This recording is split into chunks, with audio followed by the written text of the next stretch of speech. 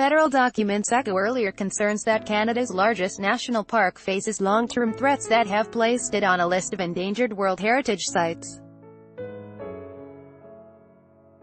An environmental assessment provided to UNESCO says oil sands activity, climate change and hydro development are fundamentally changing the environment of Wood Buffalo National Park in northern Alberta. Wood Buffalo National Park covers almost 45,000 square kilometers of grasslands, wetlands, and waterways, one of the world's largest inland deltas. Rob Belanger, The Canadian Press. The report's executive summary suggests things are getting worse in the Peace Athabasca Delta. Desired outcomes for the World Heritage values are not being met, it says. Wood Buffalo covers almost 45,000 square kilometers of grasslands, wetlands, and waterways, one of the world's largest inland deltas. Billions of migratory birds from 4 continental flyways converge there to breed. Article continued. Bella Wood is the world's only breeding ground for endangered whooping cranes and home to the largest herd of free-ranging wood buffalo left anywhere. First Nations have depended on the area for generations for cultural and physical sustenance. It became a World Heritage Site in 1983. But in 2014, the Mikisew Cree filed a complaint to UNESCO that wood buffalo's environmental values were being degraded. UNESCO investigated in 2016 and last year put the park on its list of endangered sites.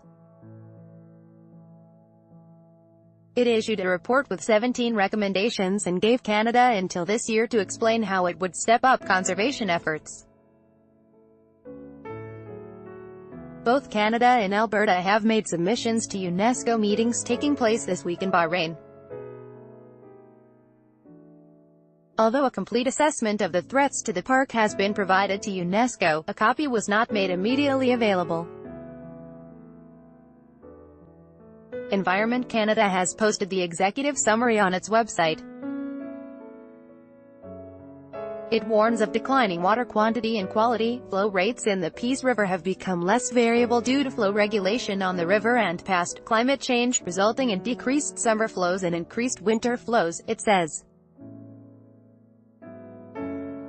Seasonal flows in the Athabasca River have declined over the past 50 years due to a combination of increased water withdrawals and past climate change. Indigenous people no longer drink from the rivers or lakes, the report says. Deformed fish show up in nets. High levels of mercury have been found in fish and bird eggs. Article continued below. The report says hydroelectric development, oil sands, pulp and paper facilities, industrial mines, forestry and municipal development are all likely to affect the park in future. Alberta's energy regulator has just approved Prosper Petroleum's Rigel oil sands mine upstream. A project by Teck Resources is also being considered. Some aspects of the park are healthy, says the environmental assessment. Salt plains and boreal grasslands are stable, while the whooping crane population continues to increase. Alberta has made proposals to area First Nations on park management. In a draft document obtained by the Canadian Press, the province offers them a co-management role in newly created provincial parks that ring Wood Buffalo. It also promises an increased role for traditional knowledge. Alberta is actively exploring the inclusion of traditional knowledge into land use planning, environmental monitoring and assessments, wildlife conservation, protected areas, and decision-making. In collaboration with Indigenous peoples, it says. UNESCO will consider the submissions this week during the meetings in Bahrain. Representatives from at least 2 Alberta First Nations are there.